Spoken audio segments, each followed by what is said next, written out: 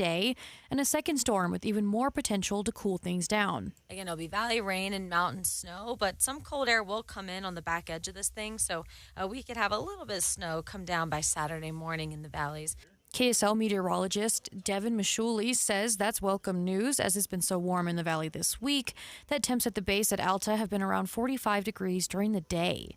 Millions of people are expected to be out today and tomorrow buying last-minute gifts. Forgot a couple things, so we're trying to find my oldest some shoes right now. He wants some Nikes. Now they want some nice shoes. So I'm like, I'll find them some. Chase Hadge tells KSL he did a lot of his shopping online, but says it's difficult to get shoes online in just a couple of days. Our top national story from ABC News, the Justice Department. Our top national story this hour from ABC News, the Justice Department released a huge chunk of Epstein files just after midnight last night, but the DOJ says there is no evidence to support charging anyone other than Epstein and Ghislaine Maxwell. Your money at this moment, the Dow is currently up 85 points. Coming up, we'll take a look at traffic and weather. KSL Weather's next. KSL News Time 9:01.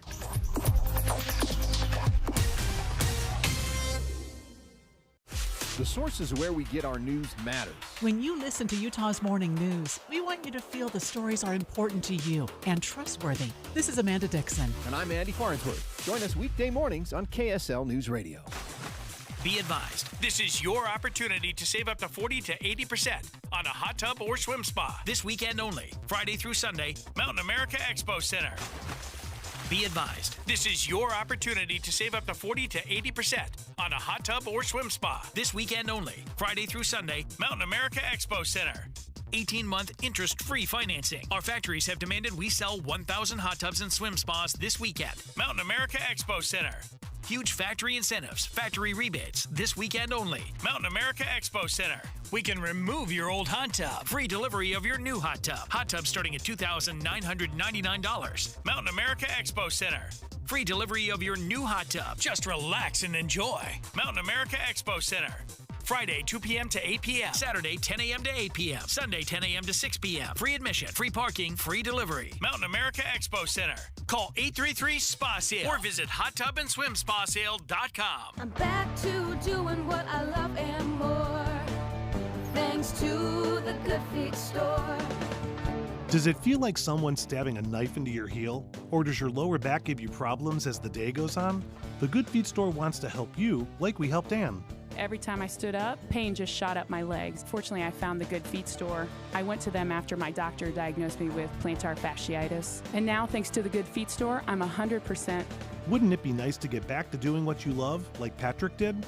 I was in constant pain. Somehow my fiance and I found our way into the Good Feet store. Put my foot on the arch support system. I put them in my shoes, my back, my knees, my ankles. Thank you. Thank you, everybody at the Good Feet store. You gave me my active life back.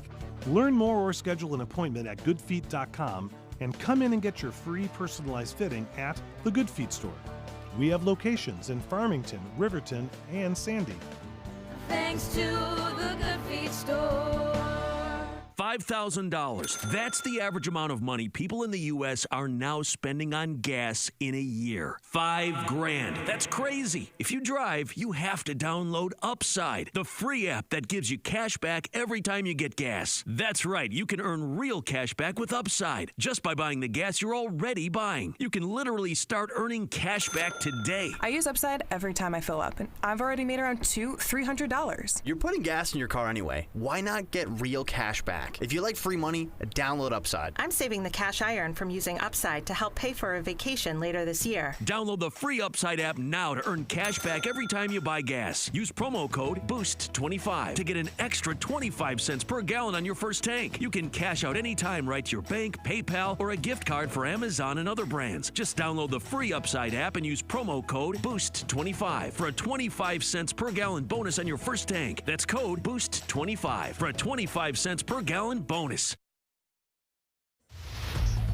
Traffic and weather together brought to you by Mountain America's Visa Triple Rewards. Let's check in with the KSL Traffic Center. And we still have this accident northbound I-15 at Timpanogos Highway. It's off to the right shoulder, but the right lane is also blocked. There were multiple cars involved in this, and there's multiple tow trucks on scene right now, which is why it's taking so long. They're trying to get this whole thing cleared out of there. It's slow traffic there, but because the volume is fairly light, it's not going to be too much of a backup, although you will definitely go slower through that area at this time. Now, we do still also see this action in eastbound I-80 to southbound I-15 on that ramp there. It's off to the right shoulder as well, so not really causing any delays, but of course use caution through the area.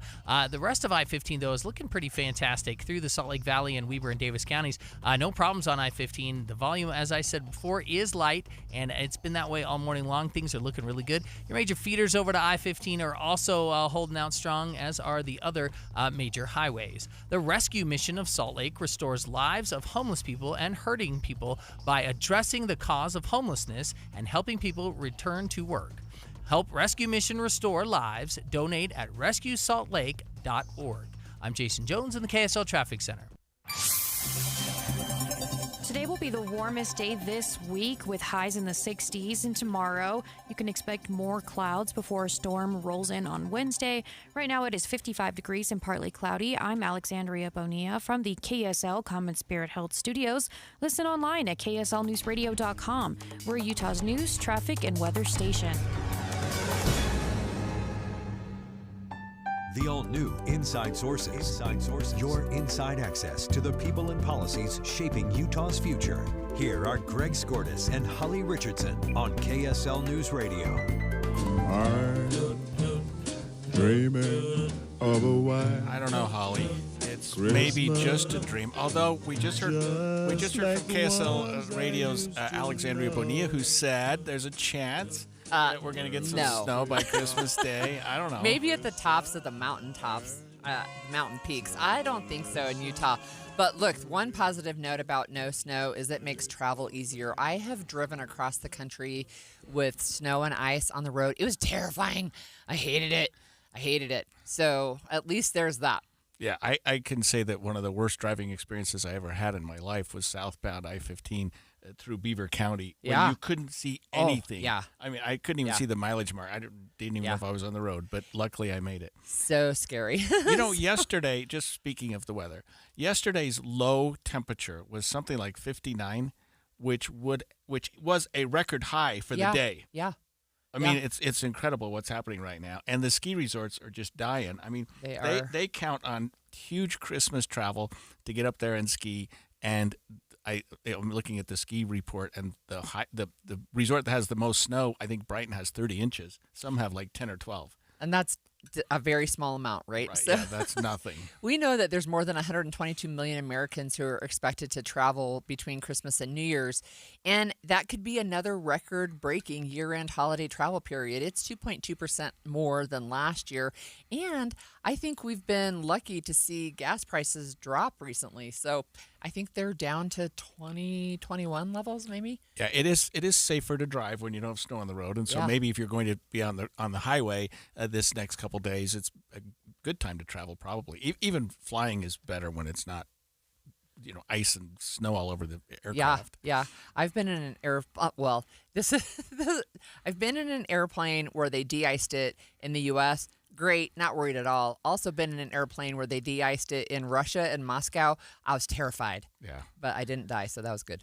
Well, let's check in with the National Weather Service. We have Alex DeSmet with us, meteorologist with the National Weather Service. Alex, thanks for joining us this morning. Thanks for having me. Good morning. Good morning. Hey, is there anywhere in the United States where they can plan on a white Christmas this year? There are some areas, and you touched on some of those here locally, our high elevation areas, certainly above 8,500 feet. But areas close to the Canadian border, northern Minnesota, Dakotas, and perhaps portions of New England. But yeah, that's about it in terms of places that can hope to see a white Christmas. Wow. Is it record-breaking temperatures across the country, or is Utah just lucky? So or unlucky. Certainly in the West, really since November, there's been several locations seeing record or near record warmth, and that's been no exception here. Alex, in terms of just the pattern that we're seeing right now, we rely on the snow for a couple things, not just skiing, but for our water. But it has been an unbelievably bad year for snowpack. I mean, we're normally skiing in Thanksgiving. This year, some of the resorts aren't going to be open for Christmas. Is there something going on in the West that's causing that to occur this year? Yeah, so very strong high pressure near the Aleutians and the northern Pacific off the coast of Alaska, and that's really been keeping the Intermountain West warm and keeping really the bulk of the precipitation into British Columbia. Juneau, Alaska has seen a lot of snow. Washington, Oregon certainly as well, that kind of northern tier. So it's been keeping the moisture and the strong systems away from us, keeping them north of us. Can you speak to maybe the trees that think it's spring? And I've seen blossoms on them, and I'm concerned about that. Is that unusual? Is that something to be concerned about? Well, if I didn't have a calendar, I'd be thinking it's spring as well. Yeah. We broke, like I mentioned, November was the warmest on record. December so far is the warmest on record. You mentioned that low of 59 degrees. That broke the warmest temperature for any winter night by 7 degrees. So not just December. And so we're not only are we staying mild, we're not even getting anywhere close to freezing for overnight lows. We haven't for several days. And I mowed my front lawn last week. It came back to life. It's south facing. So it seems like I saw a wasp as well just a couple of days ago. So it's flora and fauna is seemingly thinking it is spring, and we can't really blame them. So, Alex, I've got family coming in about 3 weeks for skiing, and I've got family coming in about 6 weeks. So middle of January, middle of February, the kids are coming to town, stay at Dad's house. They want to go skiing. What does I know we're looking at a crystal ball that's further down the road than the Weather Service typically goes, but what can we expect in the next 10, 15 days and maybe 5 or 6 weeks? Well, over the next few days, we will cool down closer to normal here by the weekends. We have about a 30% chance of measurable snow Saturday morning, which if we get our measurable snow, it'll be the second latest. But going out a few days and a few weeks, we don't see much reprieve from the pattern. So that high pressure that's stuck over the Aleutians, that looks to remain there, which would keep cold air locked to our north. So we'll have to rely on some weaker cold fronts and moisture coming in from the southwest, so just like what we're seeing here over the next couple of days. So that would tend to favor those high elevation areas for additional snowfall and would tend to keep our temperatures warmer than normal. And that's what odds favor here really through the rest of the winter. Now, I'm not saying we'll be breaking records for the rest of the winter, but odds do favor a continuation of warmer than normal temperatures. All right. One further quick question. Do we, Sure. Is it now typical for us to see heavier snow in January and February? We should be seeing several rounds of measurable snow, certainly, in a typical winter in January and February, yes. Okay, great. We've been speaking with Alex DeSmet from the National Weather Service. And look, you mentioned the high-low, but the high yesterday was 6-7. It was 67 degrees. Oh, no. The second time in December this year, right, that it was 67 degrees. That is just crazy wild. We're going to have to trade our white Christmas for something else. This is this year's White Christmas I song know. for our Christmas, unfortunately. It's going to Okay. cool down. It's going to cool down. All right, we have a little bit of politics to talk about. A federal judge is blocking an order from the president that provided money to states like Utah to provide some homeless services. We're going to discuss the details of what this means for Salt Lake City's plan for a homeless campus after the break. You know, most diets will help you lose a few pounds, but Soda weight loss will help you lose years.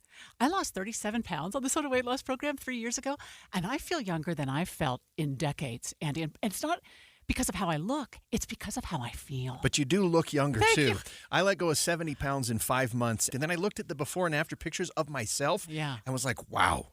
It's something when you don't have to carry all of that excess weight around. And I was at a stage in my life where I didn't want to add drugs to my regimen. I wanted to reduce the number of medications I had to take. So the nutritionist at Soda Weight Loss taught me how to have a healthy relationship with food. And it was so helpful that I could text my nutritionist anytime I wanted to for advice, which helped me learn what I needed to know so that I could keep it off. And right now, this is the perfect time to join, because if you join now, your partner joins for free. It's the perfect gift for both of you. It's at Soda Weight Loss. SOTAweightloss.com, because soda is, say it with me, Amanda, state of the art. Hi, this is Derek Overstreet, president of the New Millennium Group and co-host of Stop Working, Start Living with KSL News Radio. Can you imagine what your life would be like if you could retire 3 to 5 years earlier than you thought possible? The things you could do, the loved ones you could spend time with, the memories that you could create. That's what our team at the New Millennium Group does. We'll walk you through the entire process every step of the way. If you'd like to get a copy of the 5-step proprietary plan that will help you retire 3 to 5 years sooner than you thought possible, give us a shout right now. 888-999-6370. That's 888-999-6370 or utahsfinancialplanner.com.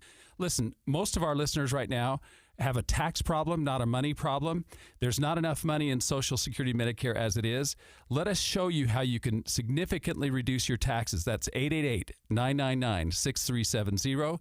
888-999-6370 or utahsfinancialplanner.com. Hi friends, Dan the Laptop Man here from PC Laptops. In celebration of over 32 years of serving humans in Utah with their computer and tech needs, we've slashed our prices. And these are the new 2025 models. Here's the deal. You can get our new 2025 S1 desktop with a blazing Ryzen 5 processor, 16 gigs of RAM, and over a terabyte of blazing fast storage on this promotion. We also have our new 2025 SM3 laptop with the Intel i5 processor, 16 gigs, and over a terabyte of storage for $999. You can take one home today for $999.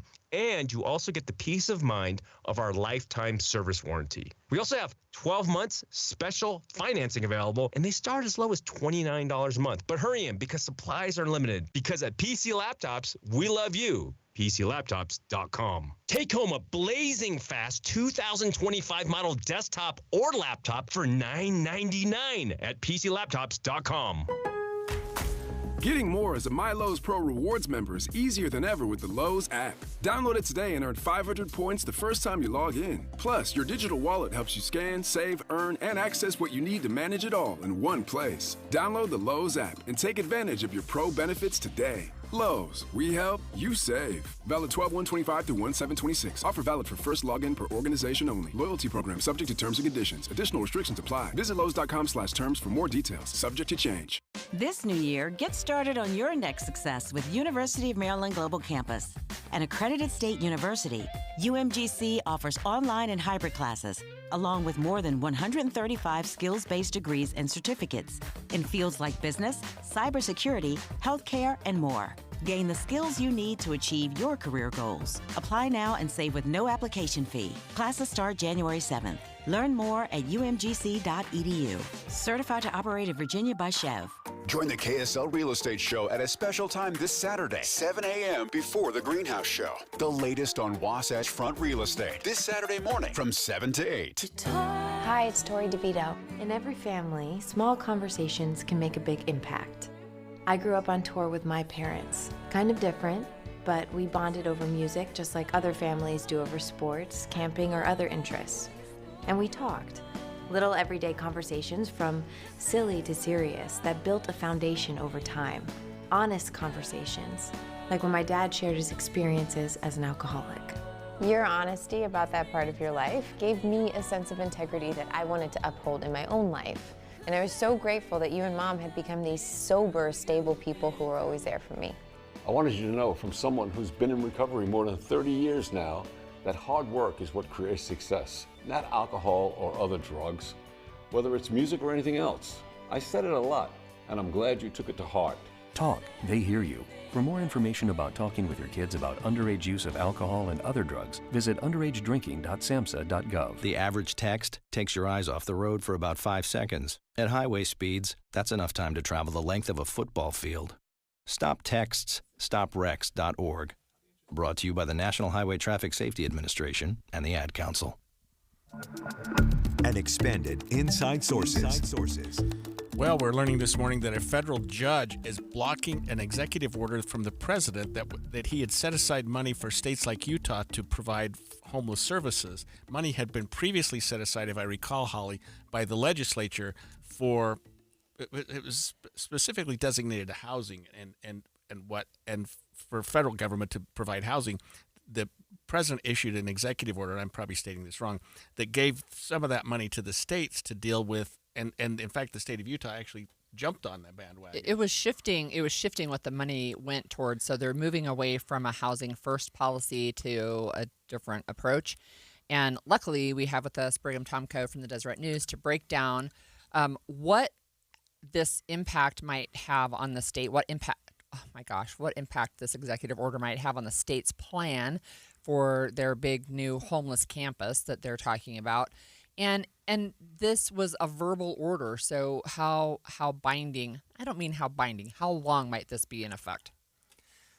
So stepping back a little bit, over the past couple of years, Utah has decided it's going to pivot hard from its previous so-called housing first approach to homelessness that it had championed and been kind of an example of 20 years ago, or even 10 to 20 years ago, towards a focus on mandatory treatment, on emphasizing recovery and programs that can even include involuntary commitment. And this happened to align almost exactly with the priorities of the Trump administration when he came into office. This was the same kind of focus that President Donald Trump brought. And so in July, there was an executive order saying that the grants that the Department of Housing and Urban Development are going to be handing out to states to help with homeless services are going to be based on those factors, on requiring treatment for someone to have access to these programs and resources. And so from the get-go, Governor Spencer Cox has framed this executive order as a huge opportunity for the state. He said that the Central Campus project north of the Salt Lake Airport is perfect for this new grant process. But on Friday, that was all put on hold when a federal district judge said that this overhaul of the federal system of how they were going to give out money for homeless services would jeopardize many programs that provided up to 170,000 beds for people around the country, and also may have violated the original statute passed by Congress decades ago that required these federal agencies to focus on permanent long-term housing. So, Brigham, this could have a huge impact on that quadrant that they're building out by the airport, the northwest place that they're building, that they call it the big campus. I mean, this could put that on hold, couldn't it?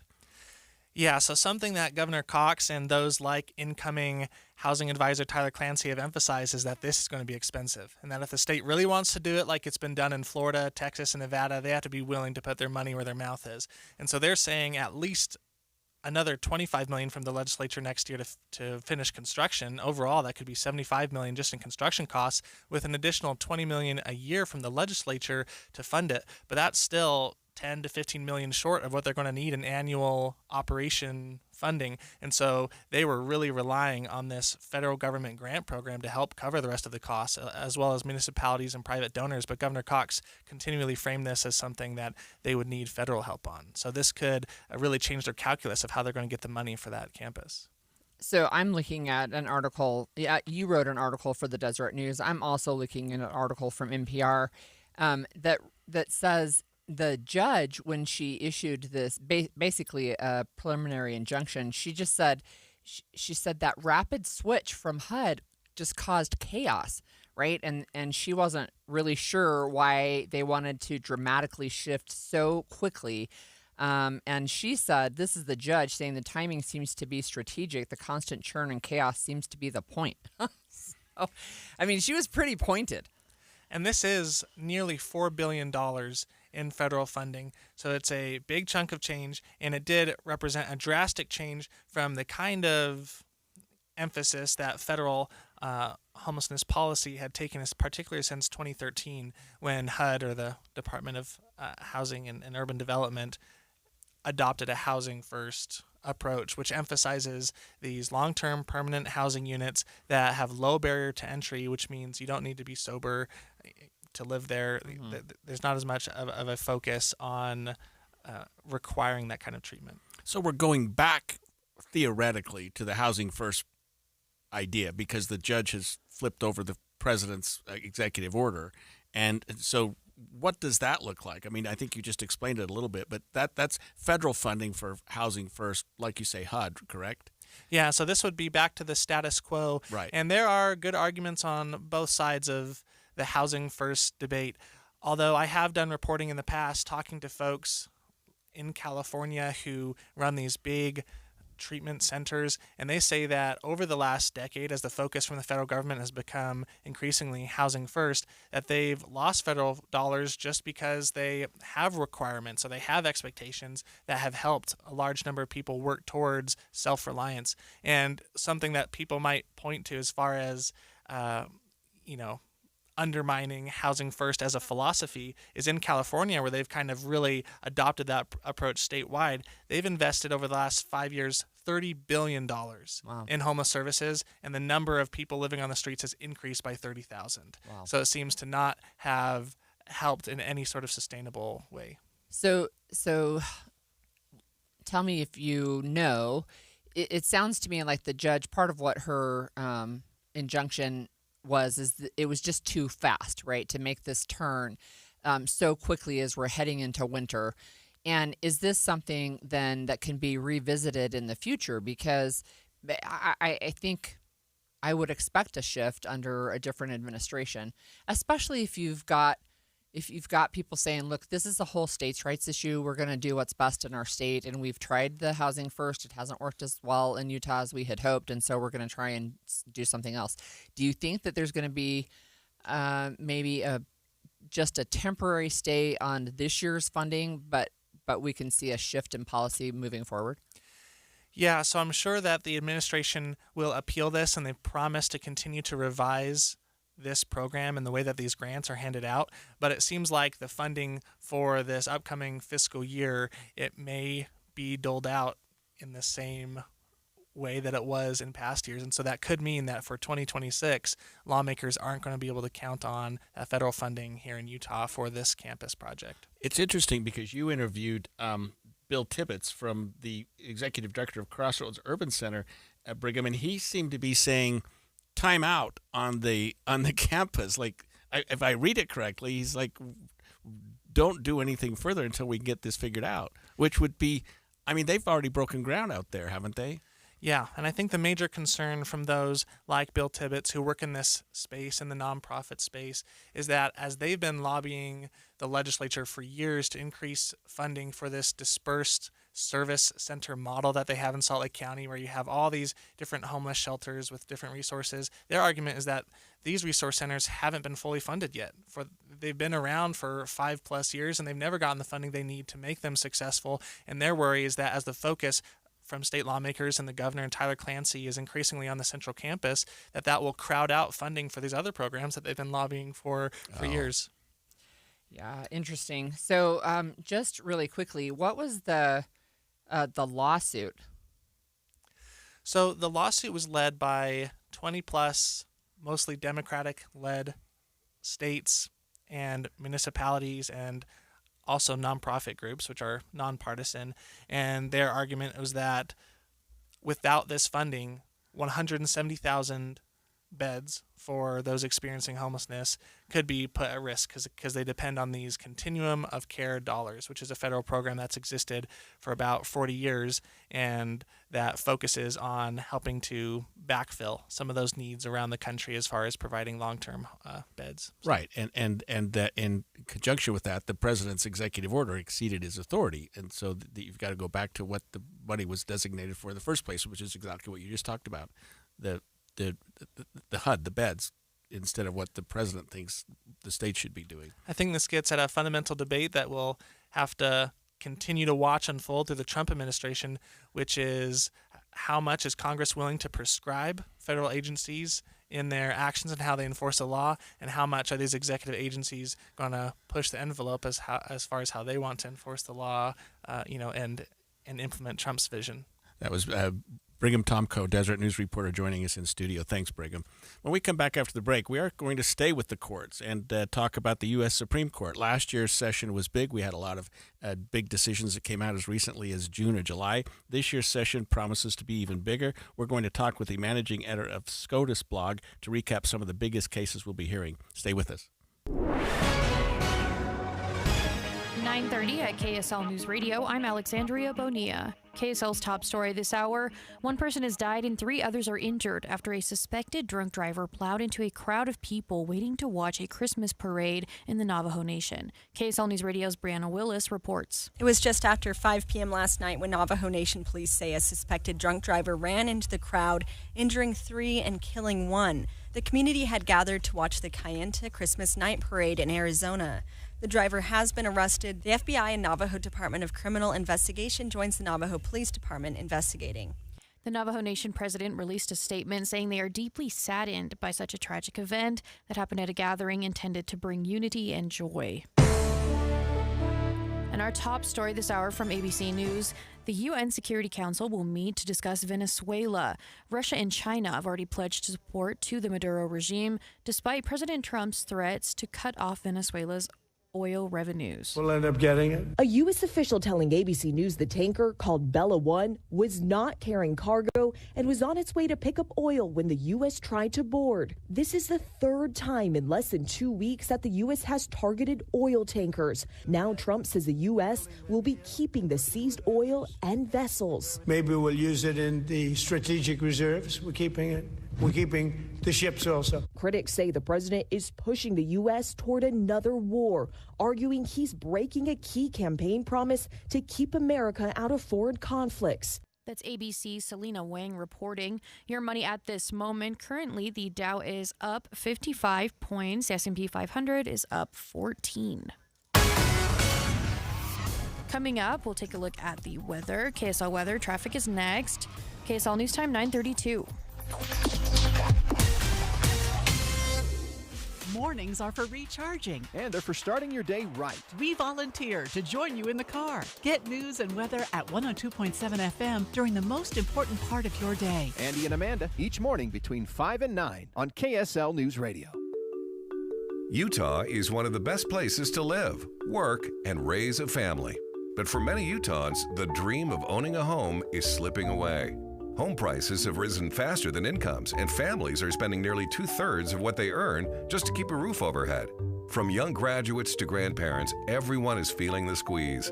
Utah needs more homes, the right kinds of homes, so families can stay close and our communities can thrive. That's why Utah Workforce Housing Advocacy created Demand More Supply, a statewide effort helping Utahns understand the issue and take action in their own communities. Because when we work together, we can make housing affordable again for today's families and for future generations. Let's make the dream of owning a home a reality again. Learn more and add your voice at demandmoresupply.com. Demandmoresupply.com. That's demandmoresupply.com. A 15-year-old girl who chewed through a rope to escape a serial killer. I used my front teeth to saw on the rope in my mouth. The killer prowled the Pacific Northwest in the early 70s. He's been convicted of murdering 2 young women, but suspected of many more. Maybe there's another one in that area. Follow and binge all episodes of Stolen Voices of Dole Valley, available now wherever you listen. The KSL News Radio movie show comes to My Hearing Centers Tuesday from 10 to 1. But first, discover what My Hearing Centers can do for you. My Hearing Centers use advanced technology to diagnose and treat hearing loss. These comprehensive evaluations determine the best treatment options. Then enjoy lifetime support with regular check-ins, cleaning, and maintenance. Call My Hearing Centers at 801-701-1629 for details. My Hearing Centers, 8941 South, 700 East in Sandy. Traffic and weather together brought to you by Mountain America's Visa Triple Rewards. Here's Jason Jones. And the accident we had northbound I-15 at Timpanogos Highway has cleared. So all good to go through there now. No more delays in place. And they were never really that big to begin with, but they are not in place anymore. And so I-15 itself is looking pretty much fantastic, both north and southbound. From Payson all the way up to Ogden, you're not going to find any accidents or delays there. We do still see the accident if you're eastbound I-80 headed south onto I-15. It's on the off-ramp there, or the on-ramp, whichever one you want to call it. The ramp, anyway, to go from eastbound I-80 to southbound I-15. But again, off to the right shoulder, not really causing any delays. The rest of your commute is looking pretty special at this point. I'm Jason Jones in the KSL Traffic Center. Tomorrow will be the warmest day this week with highs in the 60s. Tomorrow, you can expect some more clouds before a storm rolls in on Wednesday. Right now, it's 57 degrees and cloudy. I'm Alexandria Bonilla from the KSL Common Spirit Health Studios. Listen online at kslnewsradio.com. We're Utah's news, traffic, and weather station. The all-new Inside Sources. Your inside access to the people and policies shaping Utah's future. Here are Greg Skordas and Holly Richardson on KSL News Radio. It's that time of year, Holly, when we look back on the calendar year 2025 and say what happened big during that calendar year, and we look toward 2026 and say, what can we look forward to there? And the Supreme Court of the United States is no exception to that. Yeah. We had some big decisions come out. And if you recall, the Supreme Court starts hearing cases in October. They hear arguments, but the decisions come out whenever they feel like it. But they were coming out as recently as, I think, June, early July. So I think June is when the term ends. When it sort of ends. This year, they've already started on some fairly big cases. So we thought we'd bring in Kelsey Dallas, managing editor of SCOTUS blog. Kelsey, thank you for joining us. I'm happy to be here. Thanks for inviting me. Okay, let's go back to 2025, since we're still in 2025. Talk to our listeners about some of the decisions that we're going to be talking about in the years to come that came out of the most recent Supreme Court docket. Yeah, the one that stands out to me is a case called Trump v. Casa. It was known colloquially as the birthright citizenship case, although that was a bit misleading because the justices were really only looking at one very small question within the broader birthright citizenship debate, and that was whether district courts across the country can put something like that order on hold nationwide in the process of hearing a challenge to it. The Supreme Court held that was likely beyond the authority of district courts. But what was interesting was that decision in June actually did very little to change the status quo because several challenges to birthright citizenship basically immediately became class action lawsuits, which were still available as a way to put something on hold for everyone possibly affected by an executive order. And as we've discussed before on your program, the Supreme Court will now actually revisit the birthright citizenship executive order in early 2026 and actually get to the heart of the matter, which is whether or not the Trump administration can limit who gets citizenship automatically upon their birth. That'll be an interesting one. What else stood out to you this year, Kelsey? There was also a decision. The surprise was there was a lack of a decision in a case called Louisiana v. Calais in June. It was kind of a mic drop moment where the Supreme Court said, well, actually, we're going to revisit this after hearing oral argument in March. This case is about the role of race in congressional redistricting, and they have already heard another round of arguments in it in October. It already was very significant thinking about how lawmakers can consider race when drawing new congressional maps, and it's only become more so in recent months because there's this redistricting push across the country, and depending on how the Supreme Court rules now this term in Louisiana v. Calais, there could be even an additional wave of redistricting as states sort of maybe have more room to draw different types of maps without paying attention to race. Yeah, we're certainly not immune to that here in Utah. We've got our own redistricting controversy that's headed to our own state Supreme Court. So does that tell you, Kelsey, that Louisiana v. Calais case is going to be revisited in this session? Yes. So the Supreme Court decided to hear an additional round of arguments on it, which is a pretty rare step. And it's not always clear why they decide to do that, although sometimes the assumption is the justices just weren't able to come to an agreement on how they wanted to rule, or if they knew how they wanted to rule, how they were going to explain it, or how broad the decision was going to be. And so they ended up bringing all the parties back at the beginning of the current term and discussing the case all over again. And that was a somewhat complicated move because Louisiana and all these other states that could have potentially be affected by the court's ruling are preparing for the 2026 midterms, and the clock is ticking on the ability to adjust maps in time for those elections. So there's even there's even news coverage this week saying, "What happened? Like, we need the Supreme Court to tell us what to do. We're running out of time." Okay, so we've got nationwide injunctions sort of being set aside. The Supreme Court saying, no, we're not going to do that. We've got this Louisiana case involving race and redistricting. What would be your third, if we picked your top three cases from 2025, what would be another one you'd list? Yeah, my third one is the tariffs case. So this was argued in November. It's called Learning Resources v. Trump. We still don't have a decision, but it's basically the question of whether President Donald Trump exceeded his authority when he imposed sweeping tariffs on countries around the world. He was using what he felt were his emergency powers, and the court is considering whether he actually had those emergency powers or if instead the White House should have gone through the more traditional channels for imposing tariffs. So this is an interesting case where they heard argument in November and the court had agreed to fast track the decision, but there is no objective answer as far as what does it look like to fast track a case. So several people thought it might come this month.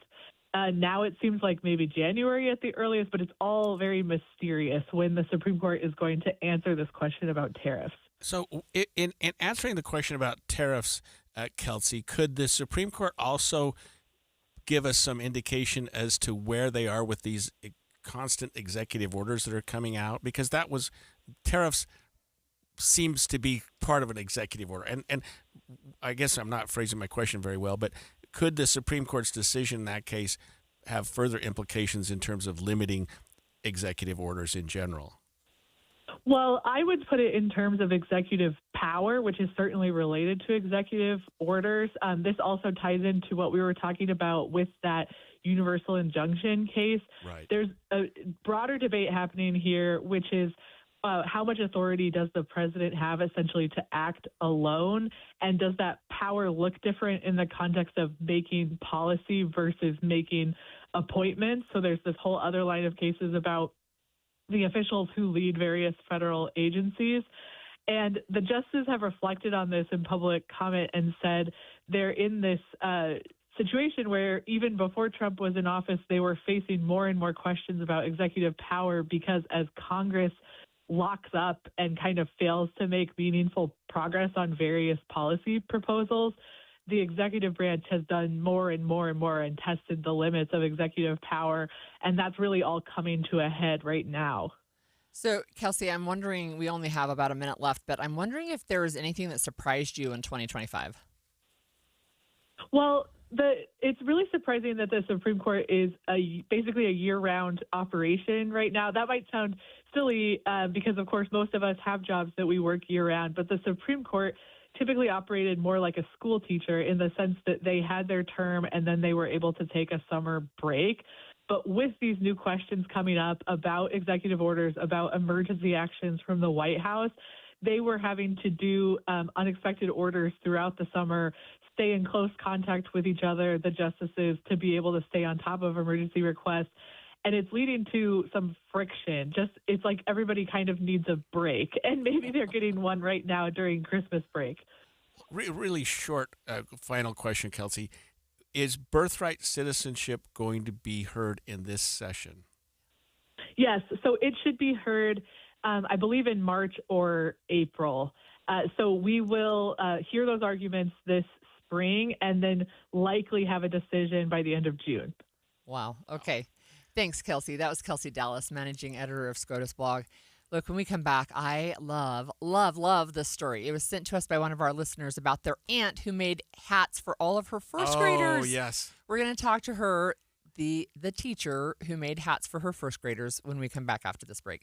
Do you know how to tell if a clogged drain is something to worry about or not? What's up, everybody? I'm Mike Wilson with Any Hour Services, and I understand it's annoying and inconvenient, but sometimes a clogged drain can be a sign there's a more serious issue with your sewer main line. If the drains in the lowest level of your home aren't draining, or you flush a toilet and it comes up somewhere else like a shower or a floor drain, I'm urging you to look at this as more than just an annoyance. The last thing I want you to experience is a sewer backup. If you're a homeowner experiencing any of these issues, the first step would be to snake the line to see if it's just a blockage, which one of our drain techs can do for only $29. Yep, you heard that right. Any Hour Services will snake any drain line with normal access for only $29. Sinks, showers, tubs, toilets, floor drains, laundry drains, even that sewer main line that connects to the city. We'll snake any line for just $29. For help with your drain issues, call Any Hour Services at 801-443-7700. You can Google Any Hour Services. You can even schedule online at anyhourservices.com. No one helps more homeowners than Any Hour Services. It might be 57 degrees outside, but winter is coming, I promise. And it's just a day or two away. And in that regard, a lot of kids here in Utah don't have the warm coats that they're going to need and shoes to get through the cold months ahead. KSL's Quarters for Christmas has been helping local children for years, turning your donations into warm coats and shoes for kids right here in our community. And every dollar you give goes directly toward providing coats and shoes for kids who need the most. It's easy to make a difference. Just go online to kslquarters.com, donate whatever you can, and know you're helping keep a child warm this winter. Join us in spreading a little comfort and a lot of kindness with KSL's Quarters for Christmas. You trust us for news and information in your car. Now trust us at home. KSL News Radio has you covered, keeping you informed on the latest breaking news, weather, traffic, sports, and more. Listen on your Amazon Echo or Google Home device. Just say, Alexa, open KSL News Radio. Or listen on the KSL News Radio Listen app. Text the word app to 57500. KSL News Radio. We have you covered. So Pure Talk just had their best year ever and asked me if I'd like to thank their customers on their behalf for being so awesome. I said sure. It's important to say thanks, especially this time of year, which is why, as one of their many satisfied customers, I should probably thank Pure Talk first for keeping their customer service in this country and for providing hundreds of American jobs. I appreciate that. I also appreciate their Roundup program, which makes it easy to support America's Warrior Partnership and join the fight against veteran suicide. And I love that Pure Talk donated 1,000 hand-sewn Made in America flags to veterans around Independence Day. And of course, I really appreciate their generous support of my own foundation, MicroWorks, and their commitment to help us train the next generation of skilled workers. Having said all that, it's now my pleasure, on behalf of everyone at Pure Talk, to thank you sincerely for choosing to do business with an American wireless company that actually stands for something. And one more thing. Merry Christmas. You know, most diets will help you lose a few pounds, but Soda Weight Loss will help you lose years.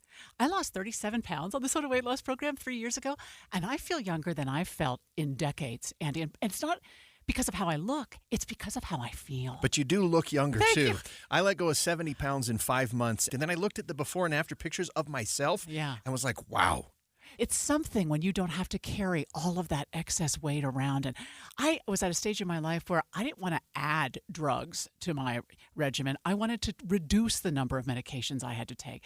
So the nutritionist at Soda Weight Loss taught me how to have a healthy relationship with food. And it was so helpful that I could text my nutritionist anytime I wanted to for advice, which helped me learn what I needed to know so that I could keep it off. And right now, this is the perfect time to join, because if you join now, your partner joins for free. It's the perfect gift for both of you. It's at Soda Soda Weight Loss. SOTAweightloss.com, because soda is, say it with me, Amanda, state of the art. I'm the fun aunt. For my 3 nieces, I have to get exactly what they want for the holidays so I can keep my status. With my rewards visa from Cyprus Credit Union, I'm earning triple points on every purchase now through December. That means triple the awesome gifts and triple the points for me. Lisa gets a makeup set, Kate gets a handbag, and Mandy gets the tarantula she's always wanted. And I get triple points to reward myself for being such a good aunt. Visit CyprusCU.com. Cyprus Credit Union, your future is our future. Equal opportunity lender. Hi, it's Tori DeVito. In every family, small conversations can make a big impact. Like when my dad shared his experiences as an alcoholic. Your honesty about that part of your life gave me a sense of integrity that I wanted to uphold in my own life. I wanted you to know, from someone who's been in recovery more than 30 years now, that hard work is what creates success, not alcohol or other drugs. I said it a lot, and I'm glad you took it to heart. Talk, they hear you. For more information, visit underagedrinking.samhsa.gov. Inside Sources. Inside Sources. Okay, this is a true feel-good story, and you found this. I'm just stunned at the amount of work that this person did to create this story. This person is Karen Taylor, and she works with students at Mount Pleasant Elementary, and Mount Pleasant is down in Sanpete County. And Karen, your niece sent information into KSL with a picture of hats. And what really struck me is not only did you have your students color a picture of a hat, what you did was then create the hat based off the picture. That's amazing. Thank you. So can you tell us about how you started this project? Is this the first year you've done this? This is the first year I've done this hat coloring, but I've done many gifts for kids throughout the years. I just decided that I work in a first grade class this year, and I just decided that this might be a cool idea and let them create something and see their creation. So when they created these pictures, they didn't know you were going to make them real. It looks like you had a drawing of a hat, and then they colored them into whatever they wanted to make them pretty. That was sort of a class project, right? No, I did. The teacher read them Dr. Seuss book about many hats, and I decided to have them color their own winter hats, and they had no idea. I had them color it back in October, and most of them pretty much forgot that they colored this picture. Yeah. And then last week I handed them their hats, and they were really excited. So I'm going to just describe for our listeners a few of the hats. So there are several that have multicolored stripes. There are some that look like they have squiggles on them. There are some that have additional, like a heart drawn in the middle of the hat, and some that are multicolored in other ways besides just a stripe.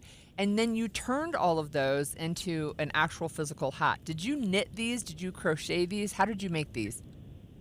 Some are crocheted and some are on a knitting machine. Wow, that's really awesome. Were there some that were harder to do than others?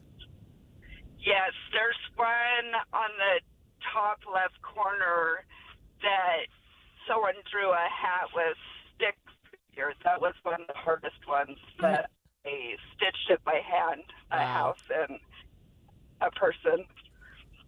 And some of the colors were interesting. It looks like there were about 24 hats. Is that right? Yes. I mean, that must have taken a tremendous, 24 of them. Tremendous amount of your time.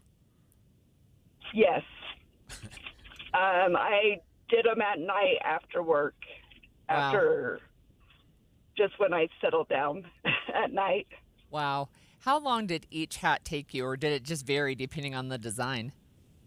It just varied. It took between an hour to a couple hours. Wow. Depending on the hat. That's super. That's just super. So, how did the kids react when you were able to give them the hat with the picture? First they were screaming. They're like, "Oh, that's amazing!" And then one kid asked me how I found the exact hat at Walmart. Oh. But I explained that I made it, and one child gave me a big hug and said that was his best Christmas present ever. Oh, that's so sweet. Did you hear from any of the parents? I haven't, but someone put it on our website, and I've had a few comments on there. Well, I hope you get lots of love after being on our show today, because this is just an amazing project, and I really love it. So thanks for joining us, Karen. I don't do it out of recognition, just out of love for the children. I know. That's what makes it pretty so amazing. awesome. Thanks, Yeah. Karen. That was Thank Karen you. Taylor, who made 24 hats for students at Mount Pleasant Elementary. To match their own creation. To match what they had colored back in how October. genius is that? I know. So amazing, really. Well, let's take a moment and go up to our ski resorts and check in. We've got Allison Palmentier, Director of Communications for Ski Utah. Allison, thanks for joining us this morning. Thanks for having me. So it's no secret, Allison, I work for the Ski Patrol. I spent 30 years at Park City, and I'm in my 12th year at Powder Mountain, and I don't remember a year when we struggled quite as much, although maybe it's starting to come. Can you tell us what the snow situation, it looks like about half or maybe 2/3 of the resorts are open, notwithstanding the fact that there's not as much snow as we might like. Yeah, obviously it's really disappointing to see, a lack of snow going into the holidays, but the resorts that are open, the groomers are skiing great. It's really a great time to be out there learning. If you've always wanted to ski and want to check it out or take a lesson, always a great opportunity, especially in the warmer weather. It can make it a little more pleasant as a beginner. But obviously it's a little disappointing, but we're excited that as many resorts as possible are open. Their number one priority is guest safety, so they'll open more terrain as is safe. And in the meantime, I hope everyone is doing all of their snow rituals, whether that's flushing an ice cube or anything like that. And there's a ton to do on mountain aside from skiing, and a ton of holiday events happening at the resorts. So it's still super festive there. I have to go back to, what did you say, flush an ice cube? Yeah, I don't know I've been that looking trick. up all of these old wives' tales and traditions. Flushing an ice cube, doing your snow dance, putting a spoon in the freezer. There's all sorts of traditions. So I hope everyone out there is doing what they can. Wow. You said there's other activities people can do at the resorts too. What are some types of those activities? Yeah, so winter hiking is always a great option, but as far as going into the holidays and this being such an exciting time of year, there's nearly every resort open has a torchlight parade of some kind.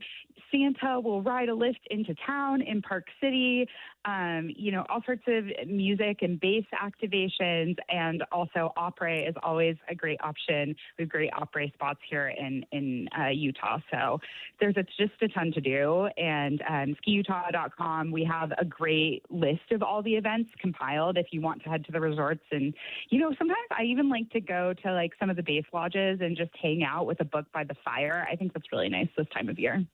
Allison, I can remember, because I'm older than you by a bit, before we had snowmaking, but it's really made a big difference. And in fact, you can go up and ski today at a lot of our resorts on man-made snow, which with technology is really quite good. So even though Mother Nature hasn't helped us out much, some of these resorts actually have some pretty good coverage on their runs, correct? Yeah, you're absolutely right. And we're so lucky here in Utah. This is not the case the world over, that our resorts really do continue to prioritize guest experience and invest their money into that guest experience. And part of that is snowmaking. And every year in the fall, we have a lot of questions about what's new at the resorts.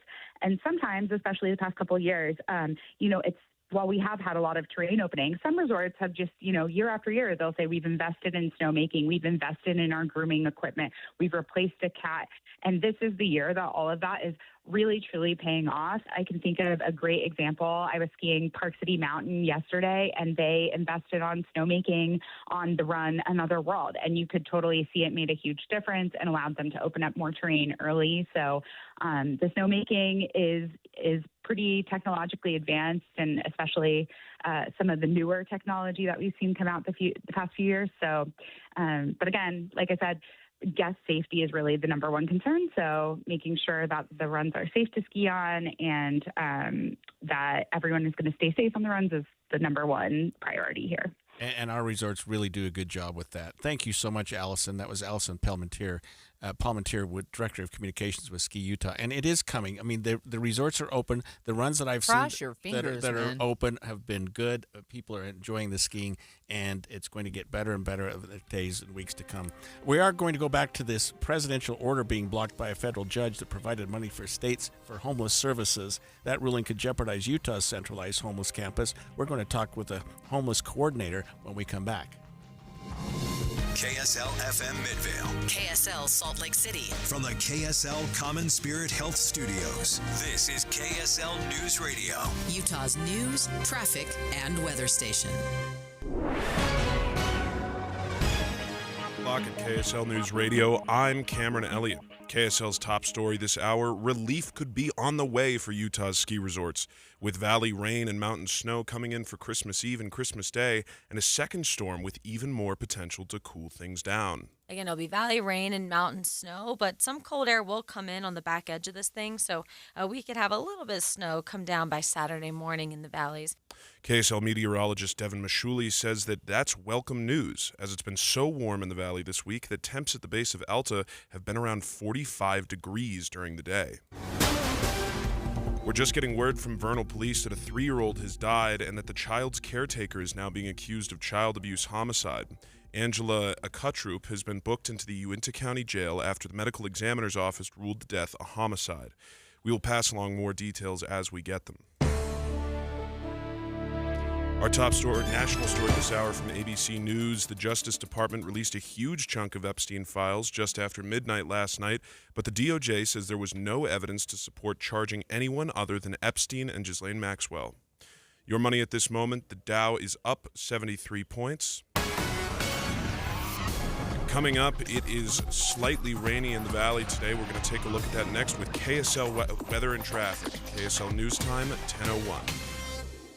A reminder about the simplest way to get updated for your day. Hit your KSL preset when you jump in the car, and we'll take care of the rest. Hear key news updates and traffic reports. Andy and Amanda from 5 to 9 in your car. KSL News Radio at 102.7 FM. Is your financial advisor offering you up to a 30% upfront bonus? Or are they promising you up to 10% growth per year, all for your retirement income? If not, then you need to come to Trajan Wealth. I'm Jeff Jr., founder of Trajan Wealth. If you have a plan to retire within the next 10 years, don't wait only to find out it's too late. I've seen hardworking folks like you retire only to be required to go back to work, all because their advisor told them guarantees like these were too good to be true. They're not. That's up to $30,000 upfront or up to $10,000 per year on $100,000, all guaranteed for retirement income. Don't keep working when you're supposed to be retired, and don't let any financial advisor tell you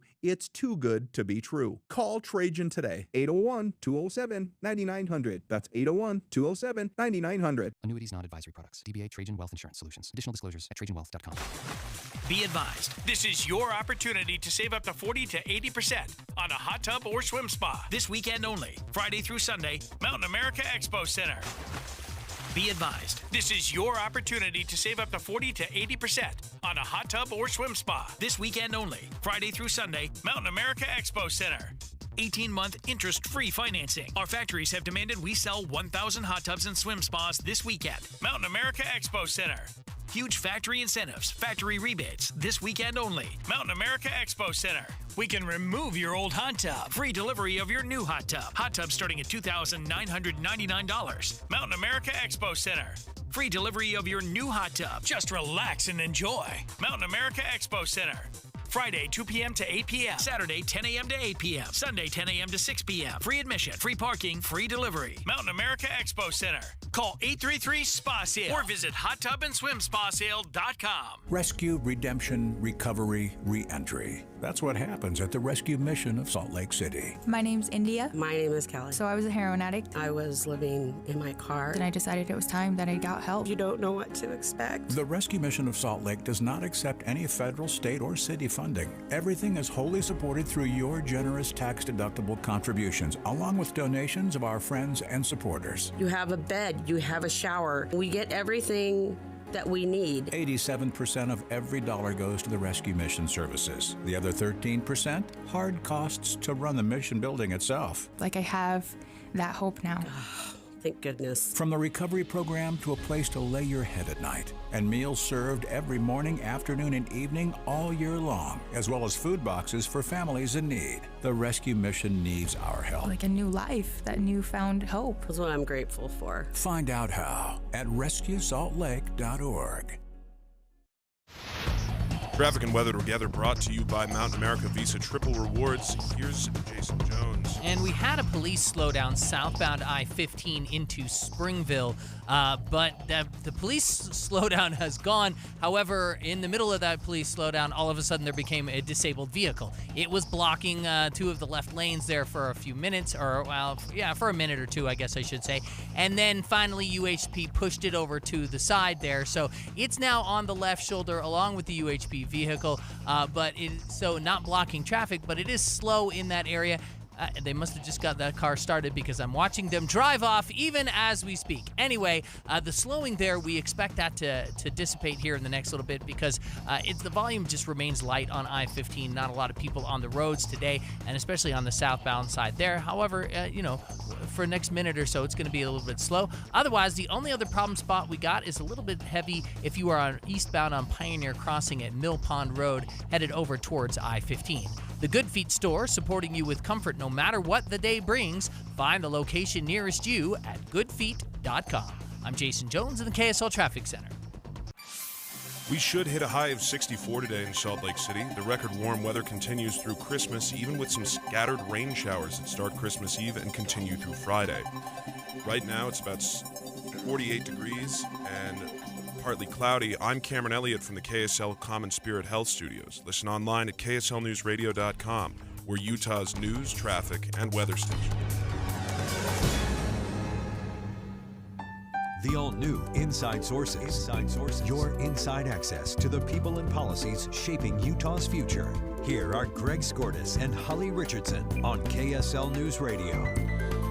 We spoke earlier today with Brigham Tomko from the Deseret News about a federal judge issuing an order blocking an executive order by the president. And if you recall, President Trump issued an order in July of this year which redirected $4 billion in grant money away from what we call Housing First programs and put it towards states like Utah to focus on public safety and mandatory treatment. That executive order has now been set aside by a judge who said that, without getting into the weeds too much, Trump didn't have the authority to do that, and that's not what the money was set for. And that it was too sudden of a switch, right? I mean, and that's part of it. They had 20-plus states, I think, and some nonprofits who sued, and this judge just said, look, this just creates chaos. And so one of the things that it creates chaos with is Utah's homeless campus. And we have with us on the line Representative Tyler Clancy, who will become the state's homeless coordinator after the legislative session is over in March. So welcome, Representative. Thanks so much for having me, Greg and Holly. It's great to be with you today. This had to be quite a shock in terms of what the state has done. I mean, they've already broken ground on this campus, Tyler, and Utah's got a great plan, but this has to put a wrench in the works for that.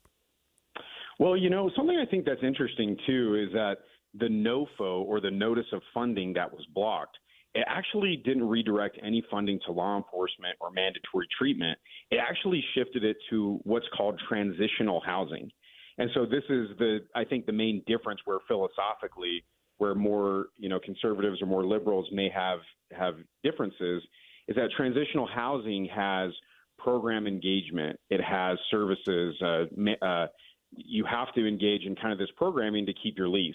So, and this is where you're seeing the challenge where some individuals that are dealing with heavy addiction or mental health challenges, they need more than just a home. And so that's really where I think the main consideration lays. I think for Utah, I think we're still in a great place. If you remember, we've been working on these policies and funding them long before President Trump's second term began. And so that's really where I'm excited, is that when you look at the legislation we worked on and look at the funding that we've increased, it's been by and large almost unanimous, but certainly bipartisan. I think one of the things that strikes me is how, first of all, it seems like Utah's shifting approach to homelessness lined up really well with what the president says he wants to see. How does this at least pause on funding for the coming fiscal year? It's actually for the current fiscal year, I think. How does that impact plans for this campus? Well, I think you both know me quite well. We move on. We go on undeterred and continue to do what we believe is right. I think that what's important to remember about the campus is that the bricks and mortar, or the actual facility that we build or create, is way less important than the structure of what it actually is. And so what kind of beds are those? Something I think is really interesting is that in Utah, 75% of individuals who go to a homeless shelter actually resolve their homelessness within 90 days or less. That's a huge success. But the question is, what about that other 25%? These are kind of people who continually flow and churn through the system, and they're not being served effectively. And so what we're looking at doing is making sure that we have the capacity to also help those individuals who have more serious challenges and more complex trauma that take something more than just taxpayer-funded housing, with no other engagement or opportunities there. So I think we're going to move forward. Obviously, we hope that we can continue to see some progress in shifting it from housing only to housing plus. It's kind of how I look at it. But we're going to continue moving forward with or without the federal assistance. But it sounds like, Representative Clancy, that you have an idea how you can still continue with this centralized homeless campus in connection with what the federal government's going to do. When you talk about transitional housing and some things, like some of this federal money can still be appropriate for what Salt Lake City's already starting to do.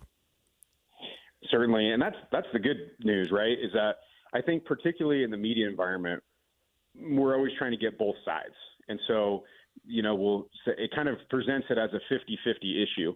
When in reality, when I'm in these stakeholder meetings, there's a 95% agreement that housing is an important piece. It's an important puzzle piece, but it's not the only solution. It's not the silver bullet to solve homelessness. And that's, I think, when you look at even the significant legislation that we've been able to move forward, even putting it into our state code, kind of codifying our values about all the above services, these are pieces of legislation that have passed unanimously. And so I think particularly the federal environment makes it seem more polarizing, but everyone agrees, because I'm sure as your listeners are listening to this, all the way from Camas to southern Utah to almost, even in Idaho, I'm sure they're listening. Everyone knows someone who has dealt with these challenges. And so we're not going to get bogged down in the politics of it. We really want to focus on the people that are behind this broad umbrella that we call homelessness. So, Representative, I wondered if I could ask you about legislation during the 2026 legislative session. Do you have legislation you can talk about right now as it applies to homelessness? Certainly. Two things that stand out to me, I think, as opportunities is one, and this is something that we've all talked about on this show before, is continuing to focus on the drug crisis. Right now, the number one cause of death for homeless Utahns is a fatal drug overdose. That is a 5-alarm fire that we cannot ignore. And so we're looking at ways that we can protect our public spaces like parks and public transit from drug dealers, but also making sure people get the help they need. The average fentanyl user uses 6 to 8 times a day. And so that person needs something more than just a roof over their head. And that's kind of what we're looking at. On the flip side, I think something that's pretty incredible is we have one of the best street medicine programs in the country. And this is mostly led by the 4th Street Clinic. These are individuals who dedicate their lives to going out to parks, under bridges, in vehicles, in homeless shelters, serving those individuals who need the help the most, who aren't able to go into a bricks and mortar doctor's office. So we're looking at opportunities to maximize their impact, to make sure that they have the tools they need, whether it's antipsychotic medication or just Medicaid reimbursement, making sure that we're investing in those solutions that really have an impact. Tyler, we've got about one more minute. You're newly appointed homeless coordinator, but before you take that position, as Holly just mentioned, you're going to be in the legislature. Tell us what this court ruling will do, and we've only got a minute left, in terms of perhaps tweaking some legislation that you're already working on. How does this federal judge's ruling change what you think the legislature should be focusing on? Well, you know me, Greg. I'm a happy warrior. We continue forward undeterred, and I think if anything, it puts the onus on folks like myself who believe we need to have a shift in this approach. It's time to really have these conversations, bring people in, and have these hard conversations so that we can build consensus and move forward. Because at the end of the day, even though it's being framed right now, I think, as a partisan issue, when I talk to people on the street, when I talk to people who have loved ones who have dealt with this is about people, not politics. Thank you so much, Representative, and I hope you'll join us again to keep us updated. I have a feeling he's going to be a great coordinator. Yeah, I was Representative Tyler Clancy. And, when we come back, 2025 has had no lack of news stories. Sometimes it's a little overwhelming. Sarah Weaver, the editor of the Deseret News, is going to join us and talk about some of the top stories of the year. Hi, this is Doug Ryden. For years, I've been telling you about products I truly believe in and that we use in our home. And one is Kinetico. We all know the downsides of hard water, tough on home appliances, frustrating spots on shower doors, but it also affects your personality. When you shower, does the water feel invigorating? Hard water can leave your skin feeling sticky and itchy. A Kinetico soft water system changes everything. It's like having a luxurious spa experience when you shower, making your daily routine something you look forward to. Kinetico, it's a difference you can feel. Their patented system uses far less salt than competitors, and they're exclusively focused on water softeners. They're the experts in their field, and they'll show you the difference for free with no obligation to buy. Call Kinetico Quality Water Systems of Salt Lake, an authorized independent dealer, at 801-576-8600, or check them out online at softwaterutah.com. Start enjoying your water. Spoil yourself every day. Well, it's the movie show, broadcasting live today from My Hearing Centers. Yes, a bonus movie show on the 23rd of December. We're so excited to be here. Matt Deering, I was thinking about this as I drove over here today. I said, there's some gifts you can give somebody to wrap and put under the tree that they can open up on Christmas Day, and there's some that you can't. But the gift of having somebody be able to hear better is not something you could put under the tree, but I can't imagine you could give them a better gift. I would agree on your statement. I don't think you can wrap it. I was trying to think of how you. I mean, I guess you could wrap the hearing aids to a certain extent. You'd have to get them and then come back. Yeah. So, but the reality is, if you want someone to have a good, wholesome lifestyle where they can be engaging and social and participate, hearing is where it's at. I think it was Helen Keller that kind of said if she could have one of those senses back, it was hearing, because seeing you engage with the world, hearing you engage with people. Oh, that's interesting. And I'm paraphrasing, but I'm pretty sure that's close to what was stated. Well, if she didn't say it, it's pretty profound nonetheless. Well, she certainly didn't say it. But the reality is that we can find people that have a hearing loss and help them through better hearing because of that engagement, right? It also helps reduce other effects I'm sure we'll talk about later. But reality, what we're trying to do today is we're trying to get individuals that maybe have noticed their loved one, their family members that have a hearing loss, to come in for a free hearing evaluation. Now, I recognize it's probably not going to happen today. Right. It's probably going to happen after Christmas, but we do have availability next week before the end of the new year, and availability going to into the new year. So give us a call. Free hearing evaluations. You'll also be able to try the hearing aids risk-free for 30 days. And at the end of the 30 days, we'll give you some movie tickets as a thank you. And then last thing we're going to make sure we do is, at the end of the year, we want to give a set of these hearing aids away. So if you call right now, schedule your appointment, you'll also be put in a drawing for a free set of hearing aids. All right, that number to call to make the appointment with My Hearing Center is 801-701-1629, 801-701-1629. Rain-X wipers are the #1 wiper blades in America. That means all kinds of drivers choose Rain-X. Big drivers in small cars choose Rain-X. Small drivers in big cars choose Rain-X. Drivers with long hair and short commutes choose Rain-X. Drivers with short hair and long commutes choose Rain-X. Drivers with pets on board, babies on board, and bored babies on board choose Rain-X. Basically, drivers who love a clear view of the road all choose Rain-X wipers, the #1 wiper blades in America. This new year, get started on your next success with University of Maryland Global Campus.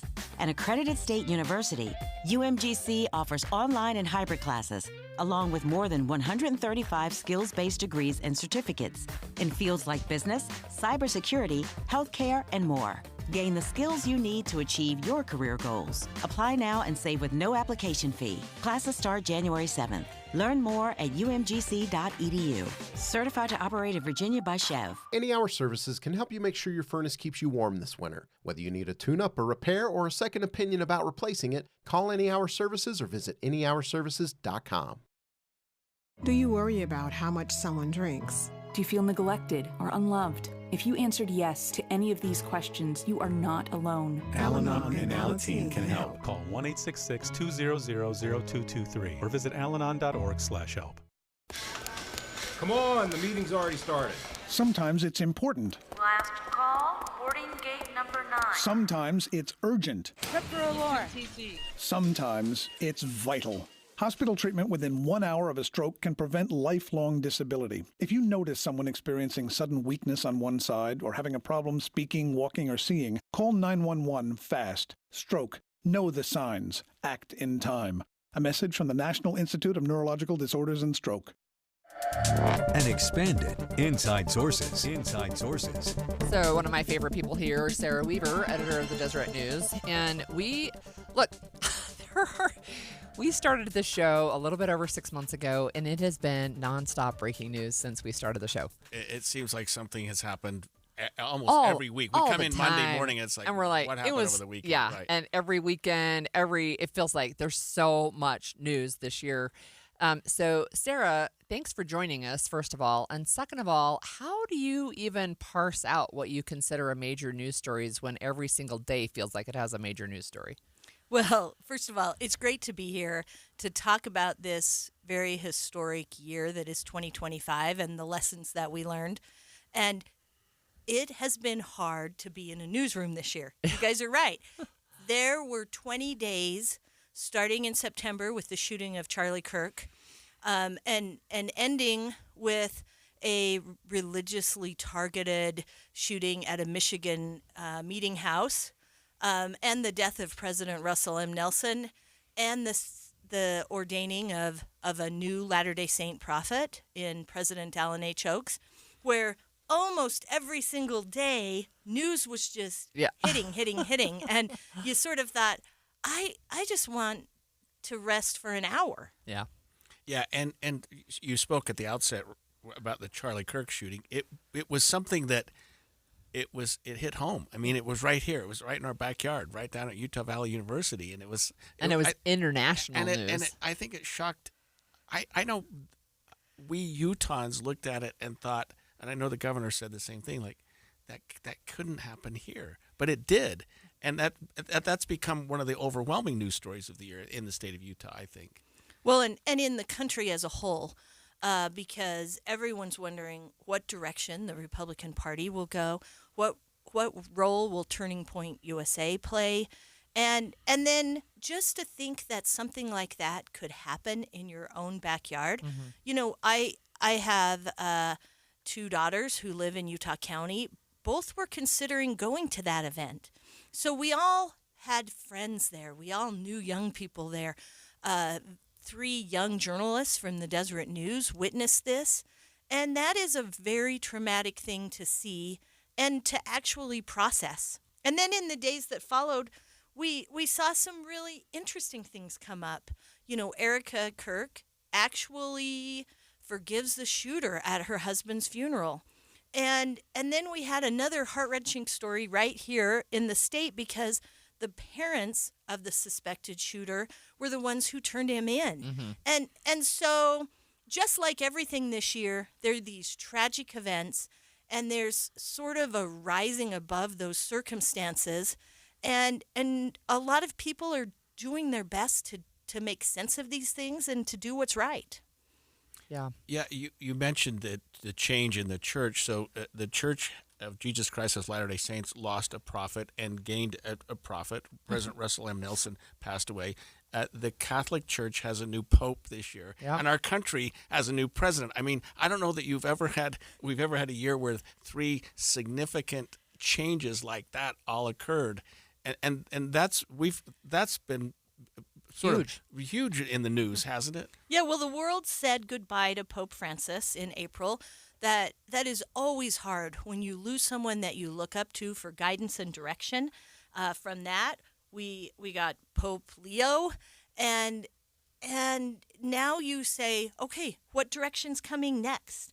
What will be next for the Catholic Church? And a lot of people are asking that same question about the Church of Jesus Christ of Latter-day Saints, which their international headquarters are just in sight of our studio right here. Right.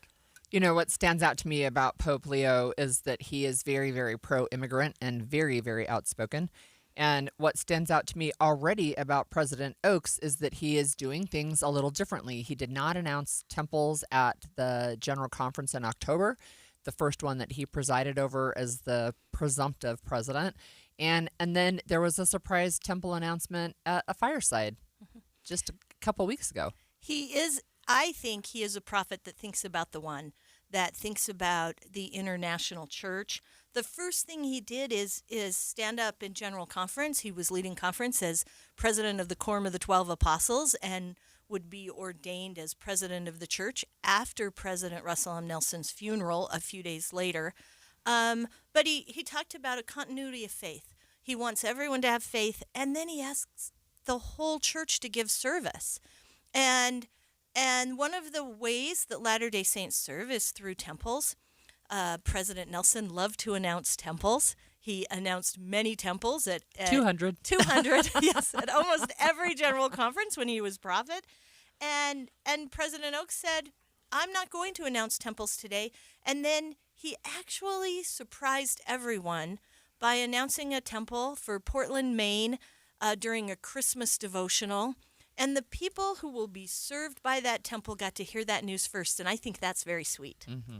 What about the change in our country, Sarah? I mean, we have not a new president, but another president, and whether you like him or not, there have been some. I mean, we talk about an executive order every day. There's something that comes out every day. And Feels like it. And our courts are trying to wrestle with what's going on, and Congress is trying to decide what to do. But it seems like. And that sort of takes us back to the Charlie Kirk assassination. It's all part of the same dialogue that we're having right now in this country in terms of where are we headed politically.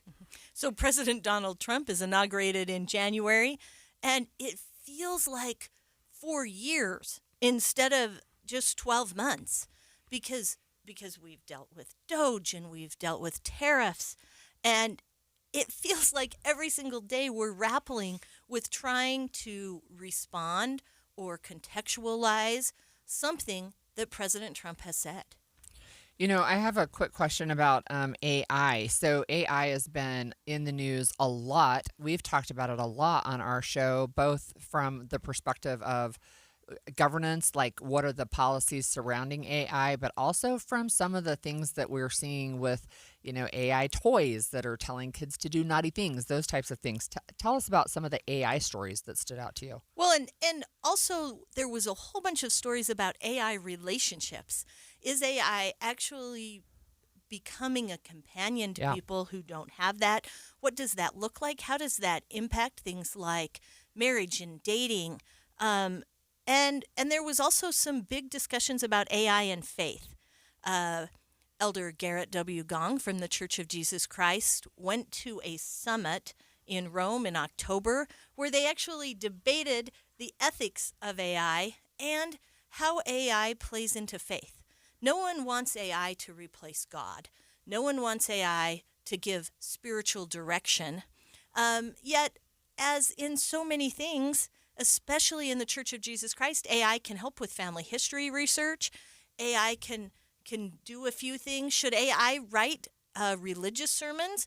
Probably not, because then the Don't speaker, tell my brother. they don't learn what they need to learn. So I think we're grappling with everything moral and spiritual principles that actually intersect with AI and what that looks like in 2026 and beyond. Mm-hmm. Yeah, we've only got about a minute left, Sarah, but it's not uncommon in our country that we have attacks on religious organizations, but it is uncommon that the Church of Jesus Christ of Latter-day Saints is attacked, and we had that this year in Grand Blanc, Michigan. And I mean that rocked a lot of people because, again, like Charlie Kirk, it kind of hits home. Yeah, on the morning of September 28th, a pickup truck rammed into a Latter-day Saint chapel. 4 people were killed, and 8 others were injured in that attack. And that felt very personal to all of us because regardless of what faith you're a part of, when people are attacked while they're worshiping, that feels personal. We just had a similar attack at Bondi Beach. Right. When again, people are gathered to celebrate Hanukkah. Mm-hmm. And so I think anytime faith is attacked, the nation feels like, wow, what are we going to do? How do we respond? This feels personal because faith is personal, and it makes us all feel a little vulnerable.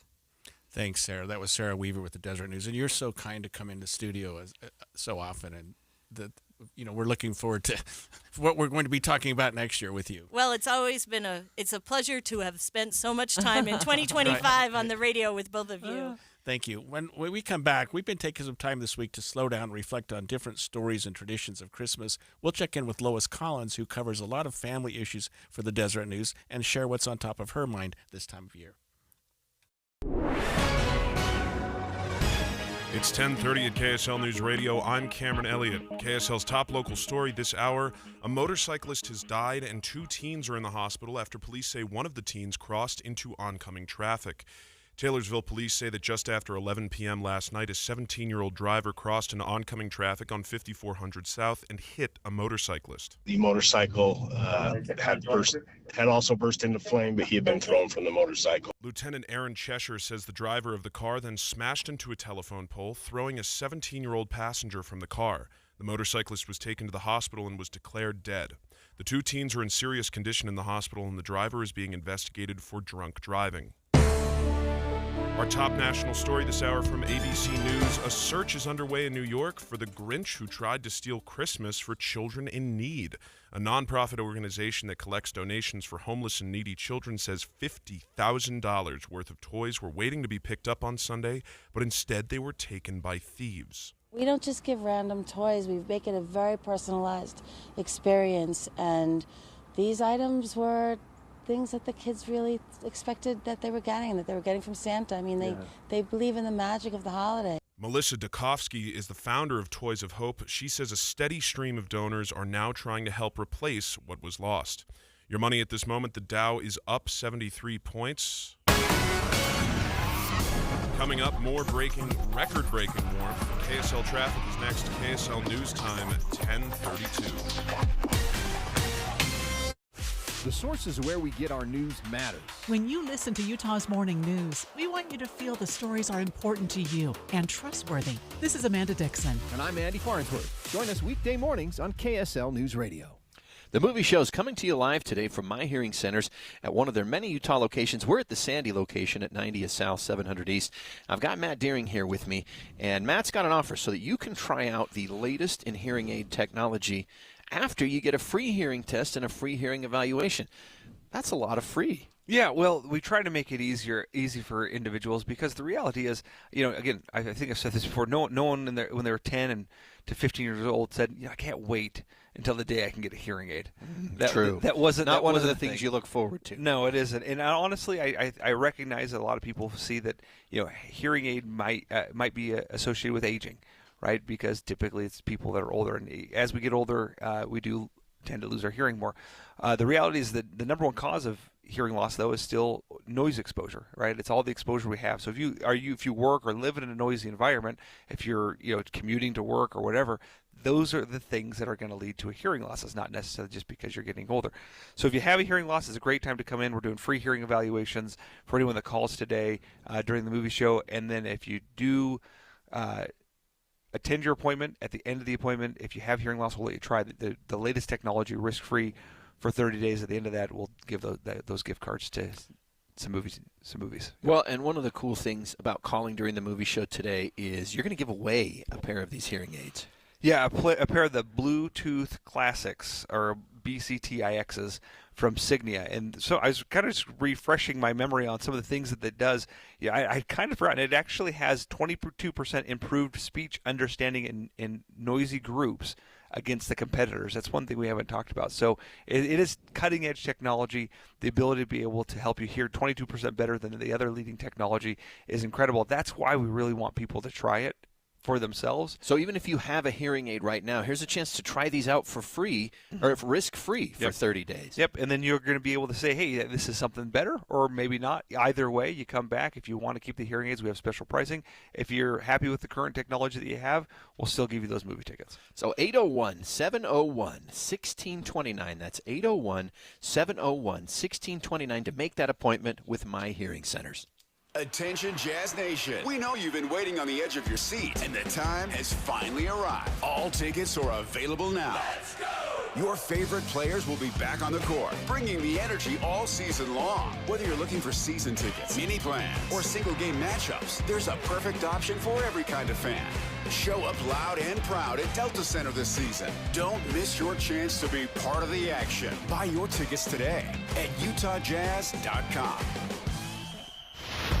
Traffic and weather brought to you by Mountain America's Visa Triple Rewards. Here's Jason Jones. It's accident-free, delay-free, drama-free. That's how we're running at this point. There's light volume out on the roads. A lot of people already off for Christmas, so we don't expect to see a whole lot of people hitting the roads today. I-15 is still looking good in all directions. Well, that would be both directions, north and southbound. From Ogden all the way down as far as Payson, it's running clear. No problems on your other major highways or feeders over to I-15.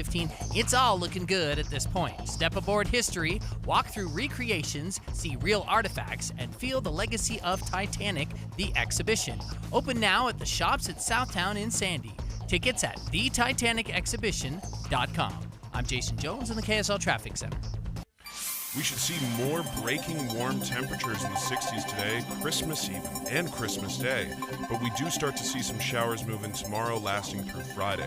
Right now it's 59 and mostly cloudy. I'm Cameron Elliott from the KSL Common Spirit Health Studios. Listen online at kslnewsradio.com. We're Utah's news, traffic, and weather station. The all-new Inside Sources. Your inside access to the people and policies shaping Utah's future. Here are Greg Skordas and Holly Richardson on KSL News Radio. Okay, so today is December 23rd. Tomorrow is Christmas Eve. So what does that make today? It makes it Festivus. It is Festivus for the rest of us, but it's also Christmas Adam, because Adam becomes before Eve. Good heavens. Lois Collins is rolling her eyes better. at me. Yes. It is Festivus. Festivus is actually a made-up holiday from, I think, is it Seinfeld? Yeah. Yes. I've never even seen the show, but I saw the episode, right? They have a grievance poll. It's funny. And we had a Festivus celebration at work, so that was fun, too. So Lois, welcome to the studio on Christmas Adam. Wow. I always heard it was Christmas Eve. Yeah, Yeah, I've there heard you that go. too. There you go. Look, I have a friend. It's Stan Lockhart. So he was formerly married to the Speaker of the House, Becky Lockhart, and they do a Christmas Adam party. So they have a party tonight because it's the day before Christmas Eve. So He really does. Anyway, Lois, it's Christmas time. We're really close. And I wondered if you could just tell us some of your favorite Christmas stories. So I'm going to start by telling you about the year that I ruined Christmas for myself. And my mom was a very wise woman. I was 8 years old, and I accidentally found in a cupboard, in a dark cupboard with over the clothes rack, all of my mom's gifts that she had gotten for us kids for Christmas. And the gift that was clearly for me was the Debbie dancing ballerina doll with all the all the costumes and everything. And I played with that doll every day for about 3 weeks before Christmas. I'd climb up there when nobody was around and just play like crazy with that. And she knew. She absolutely knew. Did she correct me? No. Did she take away the doll? No. On Christmas morning, my big gift was a doll. And mind you, it was a dark closet. And I would be eating chocolate or doing whatever I wanted. So I opened my gift, and there is this ratty doll with mussy hair and little streaks of like candy and whatever else on her. And that was my Christmas. And that was the very last time I ever even wanted to know what I was getting for Christmas. See, I think there's a good moral there because we've all seen our Christmas presents. We've all found them somehow. Yeah, at some point. I went looking for mine when I was younger and found them. And then I was really disappointed because there were no surprises for Christmas. No, there was not only no surprise, but she was like ratty. Yeah, I didn't want to play with her. She'd been played with. Yeah, you blew it by getting caught. But the story that I really like about Christmas is actually the Sub for Santa story. Tell us. I've probably maybe 15 years ago, it was a really rough year in Salt Lake and along the Wasatch Front.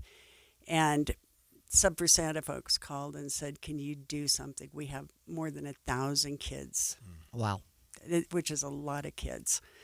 And I, with Santa's help, wrote a letter about how he just was outgunned that year and needed some assistance.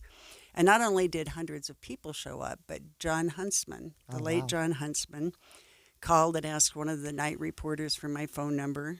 And then the reporter called me and said, can I give him your phone number? And I'm like, well, duh. Yeah, please do. He sent one of his people over the next day with the check. This was kind of funny. It was made out to me for $10,000. Oh, wow. And it was pretty clear that he had not told the person that he sent over what it was for because there was visible discomfort with handing a reporter a check for $10,000.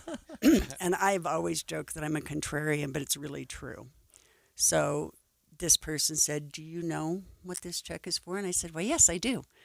And he waited, and I figured if John Huntsman wanted him to know what it was for, he would have told him. So I said nothing, and that was part of my Christmas gift that year was the look of discomfort on his face. I thought you were burying a story or something. Yeah, no, it was a really crazy thing. But I think that I love the whole Sub for Santa thing. I love the fact that people step up, that if there are not enough people stepping up, you can write a story and they do step up.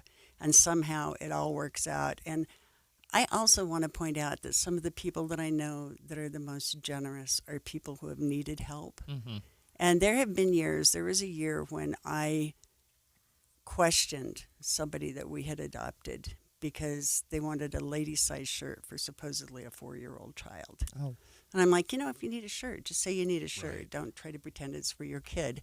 So I would never do this again. I'm still embarrassed and a little bit ashamed about this. I arranged to meet the family like I was going to vet him because heaven knows nobody's going to trick me out of a shirt. Oh.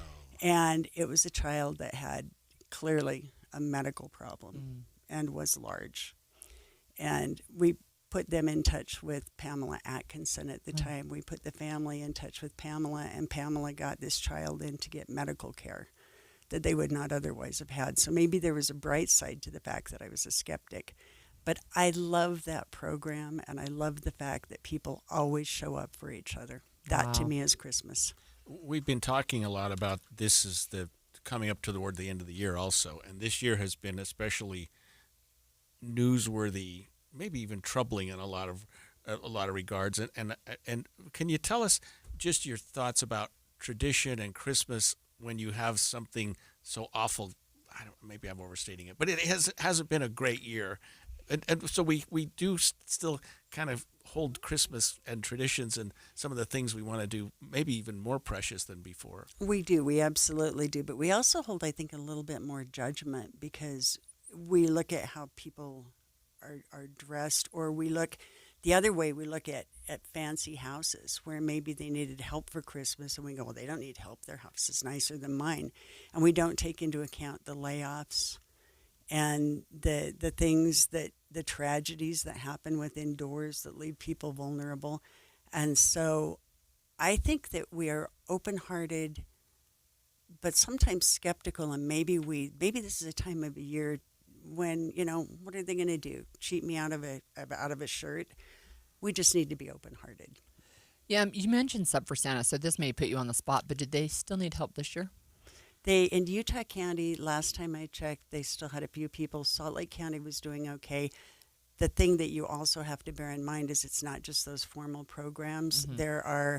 The programs decide how many people they think they can help, and then they may shut off the application process. And so you also need to look for other people that maybe need help. Like Promise South Salt Lake has a giving tree that is for both kids and adults in trouble. And it's just so easy this time of year to reach out and help people, but the needs don't go away. So if you can, don't just do it at Christmas. Thanks, Lois. I always love having you come in and talk with us. That's Lois Collins with the Deseret News.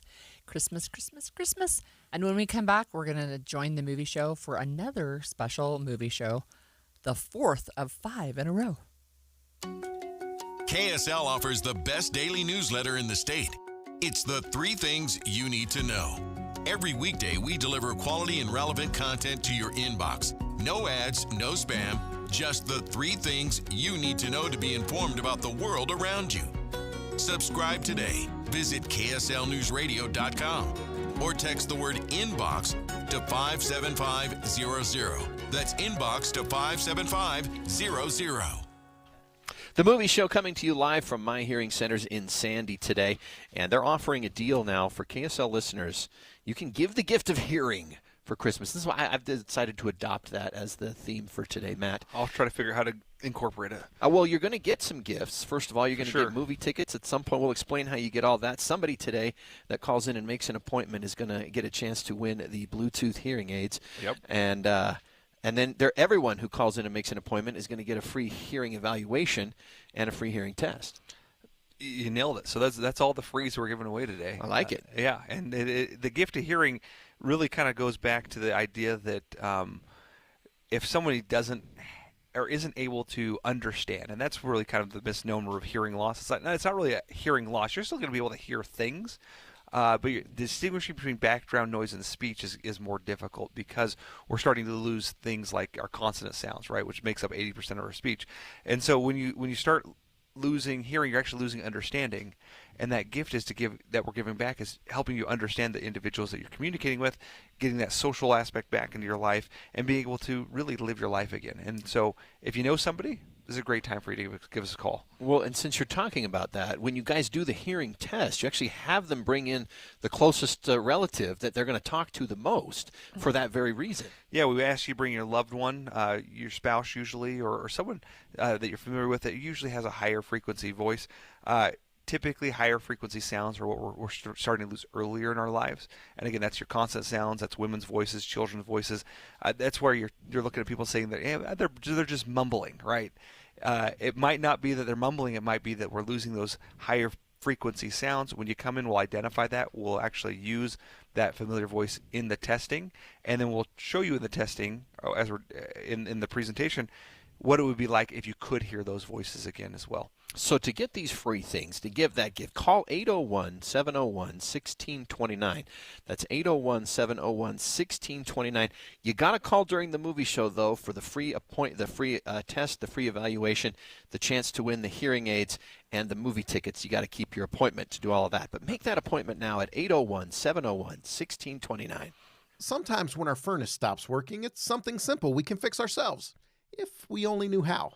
What's up, everybody? I'm Mike Wilson with Any Hour Services, and the next time your furnace stops working, before you call a company out to fix it, try this first.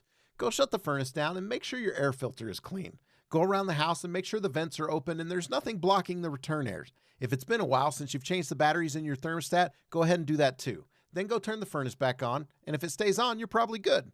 If it stops working again, you're probably going to want a technician to check it out. If you don't know one, Any Hour Services has a special offer for any homeowners listening. One of our HVAC technicians will diagnose and troubleshoot your furnace for only $29. Then they'll explain what they found and present you with repair options. And don't worry, our technicians service all brands. Call Any Hour Services and let them know you heard about this $29 troubleshooting special on the radio. 801-443-7400. You can Google Any Hour Services. You can even schedule online at anyhourservices.com. No one helps more homeowners than Any Hour Services. Winter is here officially, and many kids don't have the warm coats and sturdy shoes they need to get through the coming cold months. KSL's Quarters for Christmas has been helping local children for years, turning your donations into warm coats and shoes for kids right here in our community. Every dollar that you give goes directly towards providing coats and shoes for kids who need them most, and it's really easy to make a difference. Just go online to kslquarters.com, donate what you can, and know that you're helping keep a child warm this winter. Please join us in spreading a little comfort and a lot of kindness with KSL's Quarters for Christmas.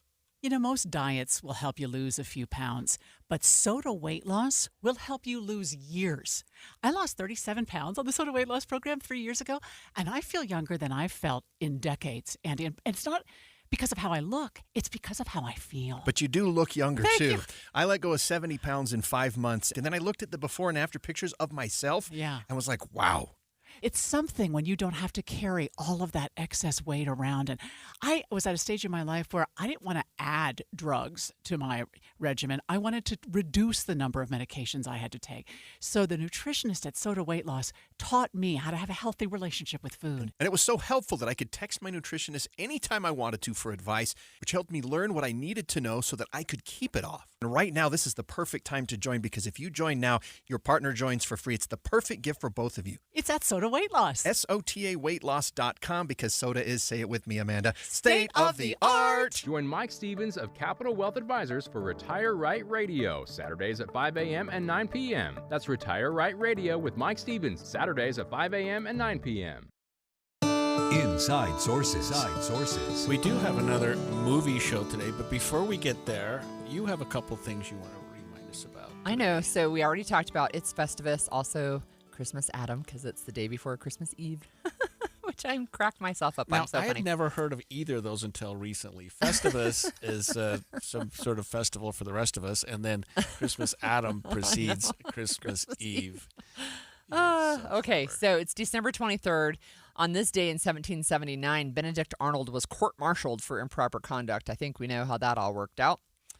In 1783, so just a few years later, George Washington resigned as the commander-in-chief of the Continental Army and retired to Mount Vernon. We also know how that worked out. He didn't stay retired. He came back and worked on the Constitution.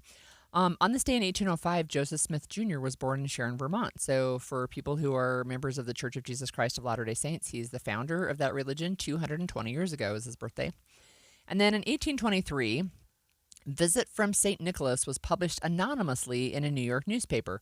Later, Clement Clark Moore claimed authorship. We know the poem as The Night Before Christmas. So, The Night Before Christmas, when all through the house not a creature was stirring, not even a mouse.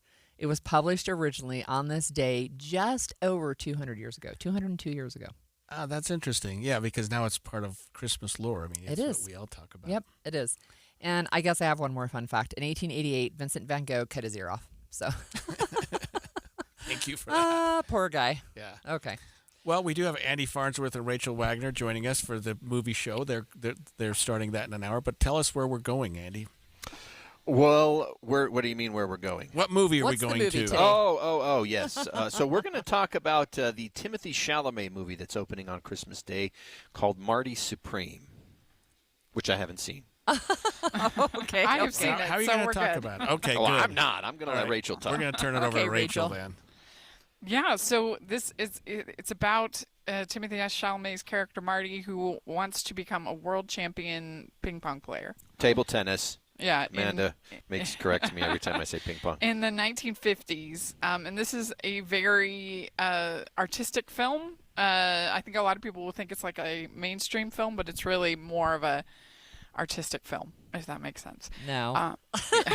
What does that mean? Does that mean most people won't enjoy it? Is that what that means? You maybe a little bit. Yeah. Okay. The characters are very unlikable, but the direction is interesting, and it never stops. It just keeps going with the story and what's happening. There's not that much actual table tennis play in the movie. That's ironic. Until the very end. Oh wow. But yeah, he's really good in it. So if you're part of a Chalamet hive, then you'll probably enjoy it. Is any of this based on a true story? I don't think so. I think Okay. it's original. Okay, well, I have to ask you, Andy, then what is the difference between table tennis and ping pong? Oh, I don't know, but Amanda corrects me every time. No, Oh. Amanda's dad was like a really high-level table tennis player, and he organized in tournaments back east before he moved to Utah later. Wow. And so this is one she's actually really excited to see because Yeah, I'm curious she what got she submerged thinks. in the table tennis culture, of which there is one. And Uh-huh. so, but yeah, I mean, there's not a ton of people, I think, that are big fans of ping pong or table tennis enough to know, I mean, you're going to see this for Timothy Chalamet, I guarantee. Yeah. It does look long, too. It's 2 hours and 30 minutes long. It is long. Oh, wow. All right. Well, we came up with our own question today, so we want to ask you guys, if you could live inside any Christmas movie for a day, which one would it be? For a day or for good? No, for a day. Just for a day. day. Okay. So this was actually a hard question because a lot of the greats I wouldn't want to be in any Christmas carols. I wouldn't want to be in It's a Wonderful Life, that's for sure. But the one I thought of, it's a bit of a deep cut, is there's this movie called Metropolitan by director Whit Stillman. And it's about these pedantic, rich young people it was like 1991, and them going to parties and trying to impress each other, and I'm like, that would be pretty fun Interesting. to be in the world of Metropolitan for a day. You know, there's a lot of Christmas movies I wouldn't mind living in for a day. I wouldn't mind going to for a day, if nothing else, to sightsee, since I know the movies so well. Like, you wouldn't think maybe It's a Wonderful Life, but it'd be kind of cool to be back in that time and to see it in color instead of black and white, and real color, not the colorized Yes. version of it. But I don't know. I was thinking something like, I always go back to Best Christmas Pageant Ever. But to kind of just be that'd be like a town I'd feel comfortable living in, and where I wouldn't feel completely out of place, and like, how am I going to eat? I get into like the actual, like, literal, well, if I was there, where would I go? Like, who would I? So I would go to Home Alone 2 so I could hang out in the hotel with Kevin. Yeah. Well, that part is fun. Or something like that, but not the getting chased by murderous intent people. That's the part I wouldn't enjoy. But yeah, that's a good question, because I don't know which one I'd want to live in. I like visiting. I don't want to live there. Well, it's just for a day. What about you, Holly? So mine is one that I think you'll recognize.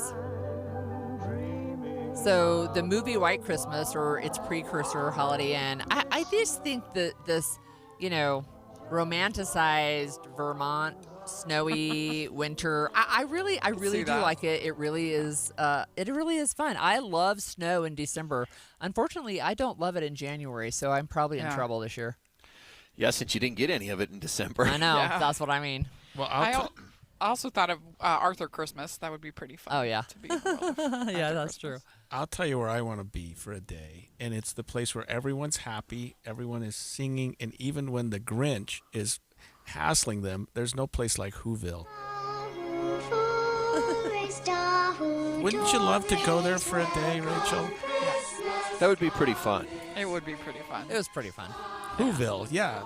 I think that would be the coolest place to be. More the animated one than the live action. No, I meant the She animated means one. the- Yeah. Oh, you do? I like- thought you meant the live action I one. like the live action one. Where you can put your Christmas lights up with like a machine gun Yeah. light putter-upper? Yeah, absolutely. Look, I think almost any Hallmark movie I could go stay for a day, because they're all, they're true. No, that's formulaic, true. but they're pretty fun. There was actually a movie called Snow Globe from a few years ago I where saw the it. girl was like, wanted That to one live is- in the perfect one, and so Yeah. she goes into the snow globe, and they're that all one perfect. is bonkers. That one's fun. I saw that one. Yeah. So that's an interesting thought. I like that. Yeah. All right. So we also wanted to talk about what we thought was a Christmas movie everybody should watch at least once. That's a great question. If you only saw it once, or if you only got to see one Christmas you movie you ever. absolutely have to watch this one. Which one? I mean, I think I would say It's a Wonderful Life. It's just one of the finest films ever made. So yeah, that's a good one. Not even just Well, Christmas see, this is movies. hard because you get into my literal parsing analytical mind. I'm thinking, okay, is this one where you want a religious tone? Is it one where you just want a fun tone? Don't Is it just- overthink it. I'm already overthinking it. Well, let's see. If you could only watch one, I mean, it'd be hard to argue with. I'm going to go with Muppet Christmas Carol. Okay, I Right. love that. I do love that one. It is a great one. Here's mine. Oh, Okay. no. Here's mine. To our Merry Christmas, God bless us. God bless us. God bless us, everyone. You have to watch A Christmas Carol. From Don't- 1951. That's the 1951 Yeah, with that Alastair one's Sim. That was the. Okay. So That's- you don't then- like the musical version? No. I've already told Greg this a bunch of times. I love the Muppet Christmas Carol. Okay, and here's mine. I love you, Mr. Cougar. Mr. Kruger's Christmas. Oh, that's a good one. Yeah, that especially with Jimmy Stewart and hearing that he could only do the take with the baby in the manger like one time. It was like, I'm going to do it once and that's all you get. I just love that story, and it's old now. It's really old. Yeah, it's 40 plus years old. When he puts the little mittens on the Christmas tree, even as a kid, I was like, this is choking me up. I know, Mr. Kruger's He Christmas. was just a lonely old man who wanted some company. That is a good one. I told you yesterday that I saw the man who invented Christmas. And Yeah. It made me appreciate A Christmas Carol a little bit more. That was a fun movie as well. So yeah, you got to watch A Christmas Carol every year. Thank you so much.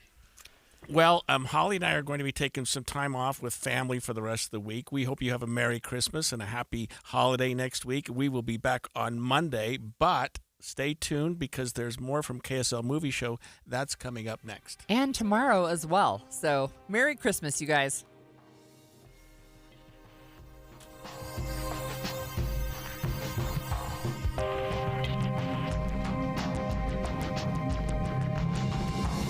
KSL FM Midvale. KSL Salt Lake City. From the KSL Common Spirit Health Studios, this